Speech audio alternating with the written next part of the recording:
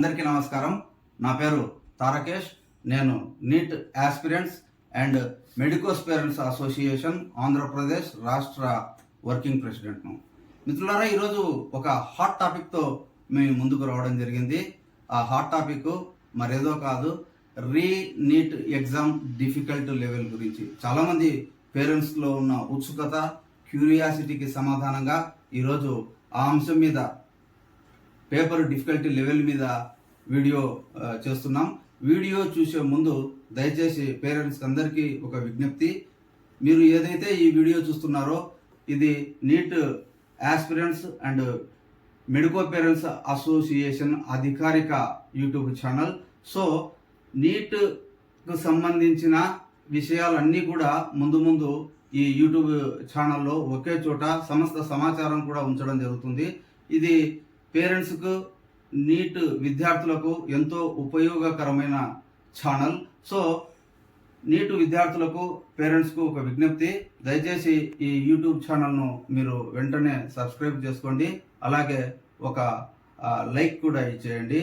మీరు సబ్స్క్రైబ్ చేసుకోవడమే కాదు, నీట్ రాస్తున్న విద్యార్థులతో, వారి తల్లిదండ్రులతో కూడా ఈ యూట్యూబ్ ఛానల్ను సబ్స్క్రైబ్ చేయించి అసోసియేషన్ను బలపరచండి. ఇప్పుడు వీడియోలోకి వెళ్ళిపోదాము. ఎస్ అండి, రీనీట్ వచ్చే నెల అంటే జూన్ 21న జరగనుంది.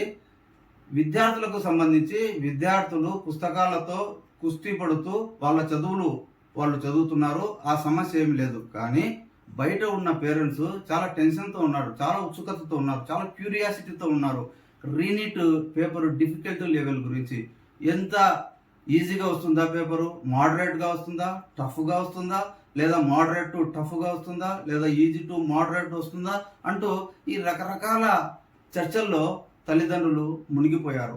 సో దీని గురించి ఒక హేతుబద్ధమైన, శాస్త్రీయమైన విశ్లేషణ చేద్దామని అనిపించింది. అయితే ఎవరు ఏ విశ్లేషణ చేసినా, ఎవరు ఏ ప్రిడిక్షన్స్ చెప్పినా అది ప్రిడిక్షన్ మాత్రమే అని పేరెంట్స్గా మీరు గుర్తుపెట్టుకోవాలి. రీనీట్ జరిగే నాడు వచ్చే పరీక్ష ఏదో ఆ రోజే మనకు ఆ పేపర్ డిఫికల్టీ లెవెల్ గురించి స్పష్టంగా తెలియపోతుంది. అంతకు ముందు ఎవరు ఏమి చెప్పినా అవన్నీ అంచనాలు మాత్రమే అనే ఒక అవగాహన పేరెంట్స్కి ఉండాలి. అది ఆ విషయంలో ఈ అసోసియేషన్ మీకు ముందస్తుగానే స్పష్టం చేస్తుంది. ఫ్రెండ్స్, ఈ డిఫికల్టీ లెవెల్ గురించి మనం మాట్లాడే ముందు, ఈ రీనీట్ ప్రశ్నాపత్రం డిఫికల్టీ లెవెల్ 4 అంశాల మీద ఆధారపడి ఉంటుంది. ఒకటి, విద్యార్థుల మానసిక పరిస్థితిని ఎన్టీఏ పరిగణలోకి తీసుకుంటుంది. 2, ఇట్సెల్ఫ్ ఎన్టీఏ చాలా డిఫెన్స్లో పడిపోయింది కాబట్టి ఎన్టీఏ పరిస్థితిని కూడా ఎన్టీఏ అంచనా వేసుకుంటుంది. 3, ప్రభుత్వం యొక్క మూడును కూడా ఎన్టీఏ పరిగణలోకి తీసుకోవాల్సి వస్తుంది. 4, గత ప్రశ్నపత్రాల లీకేజీ చరిత్రను కూడా ఎన్టీఏ పరిగణలోకి తీసుకోవాల్సి వస్తుంది. ఈ 4 అంశాల మీద ఆధారపడి రీనీట్ పేపర్ డిఫికల్టీ లెవెల్ ఆధారపడి ఉంటుంది. మిత్రులారా, ఆల్రెడీ విద్యార్థుల మానసిక పరిస్థితి నాట్ దట్ మచ్ గుడ్. ఎందుకంటే విద్యార్థులు ఆల్రెడీ మే 3వ తేదీన ఎగ్జామ్ రాసి చిల్ అయిపోయారు. ఇక సంబంధం లేదు, ఏదో మంచో చెడో, బాగా రాసామో బాగా రాయలేమో, ఏదో పరీక్ష రాసాము, ఇంటికి వచ్చాము, హ్యాపీగా ఉన్నాము అనే పరిస్థితుల్లో రీనీట్ను తీసుకొచ్చి మళ్ళీ వాళ్ళను, అంటే ఎగ్జామ్ అయిన 10 రోజుల తర్వాత మళ్ళీ వాళ్ళను కోచింగ్ సెంటర్లకు పరిగెత్తే విధంగా ఎన్టీఏ చేసింది. సో మే 3కు ముందు ఉన్న ఆ కాన్ఫిడెన్స్ లెవెల్స్ ఖచ్చితంగా ఇప్పుడు విద్యార్థుల్లో that much of confidence level ఖచ్చితంగా తగ్గి ఉంటాయనేది ఒక అంచనా. ఎందుకంటే సబ్జెక్ట్ మీద కాస్త పట్టు ఎంతో కొంత 5%, 2%, 1% ఖచ్చితంగా సబ్జెక్ట్ మీద ఒక 10 రోజులు ఖాళీగా ఉండడంతో కాస్త విద్యార్థులు పట్టు కోల్పోయి ఉంటారు. దానికి మించి వాళ్ళ మీద ఒక మానసికమైన ఒత్తిడి ఉంటుంది. కాబట్టి ఈ విద్యార్థుల పరిస్థితిని కన్సిడరేషన్లోకి తీసుకొని బహుశా ఎన్టీఏ పరీక్షను టఫ్గా అయితే ఇవ్వకపోవచ్చు, ఈవెన్ మోడరేట్గా కూడా ఇవ్వకపోవచ్చు అనేది ఒక అంచనా.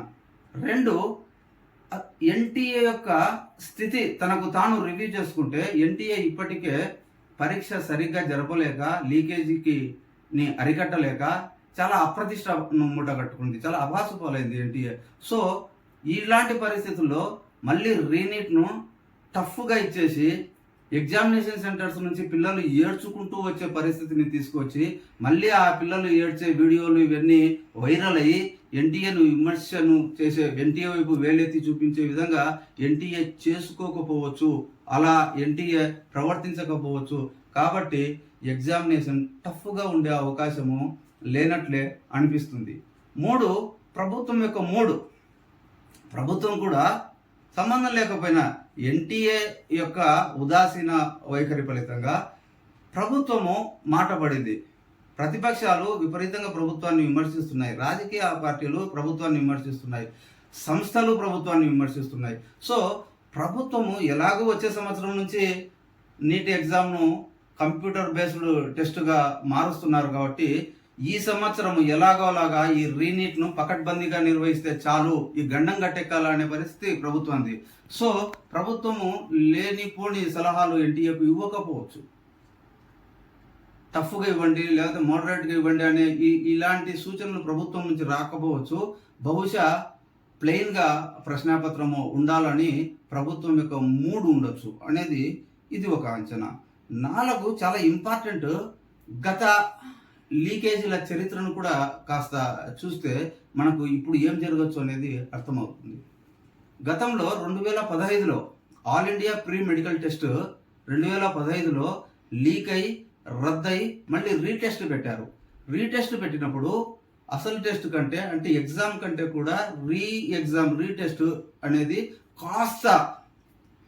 కాస్త డిఫికల్ట్గా అనిపించింది, కాస్త టఫ్గా అనిపించింది. అంతకుమించి అంటే ఈజీ టు మోడరేట్గా ఆనాడు పేపర్ అనిపించింది. సో ఈ 4 అంశాలను మనం పరిగణలోకి తీసుకుంటే ఖచ్చితంగా మనకు ఒకటి అర్థమవుతుంది, ఈ రీనీట్ అనేది టఫ్గా ఉండే పరిస్థితి కనిపించడం లేదు. ఈవెన్ మోడరేట్గా రావడానికి కూడా అవకాశాలు తక్కువగానే అనిపిస్తాయి. బహుశా ఈజీ టు మోడరేట్గా ఉండొచ్చు పరీక్ష. అయితే మే 3న ఉన్నంత ఈజీగా పరీక్ష ఉండకపోవచ్చు, కాస్త ఆ పరీక్ష కంటే కాస్త టఫ్గా ఉండొచ్చు, అంటే ఈజీ టు మోడరేట్గా ఉండొచ్చు అనేది ఒక అంచనా. ఈ అంచనా మేం చేస్తున్న అంచనానే కాదు, చాలామంది నిపుణులు ఇదే అంచనాలను వెలుగుస్తున్నారు, చాలామంది విశ్లేషకులు ఇదే అంచనాలను చెప్తున్నారు, చాలామంది కోచింగ్ సెంటర్స్ బాధ్యులు కూడా ఇదే అంచనాను చెప్తున్నారు. కాబట్టి మా అంచనా కూడా, మా అవగాహన కూడా ఈ రీనీట్ ప్రశ్నపత్రము ఈజీ టు మోడరేట్ రావచ్చు అనేది మా అవగాహన. అయితే ఈ అవగాహన ఖచ్చితంగా జరగాలని ఏమీ లేదు, ఇది ప్రిడిక్షన్ మాత్రమే. అయితే ఈ ప్రిడిక్షన్ వెనుక కాస్త శాస్త్రీయ విశ్లేషణ ఉంది, కాస్త హేతుబద్ధమైన ఈ విశ్లేషణ అని మేము అనుకుంటున్నాము. సో ఇది ఫ్రెండ్స్ రీనీట్ డిఫికల్టీ లెవెల్ మీద మాకున్న అవగాహన.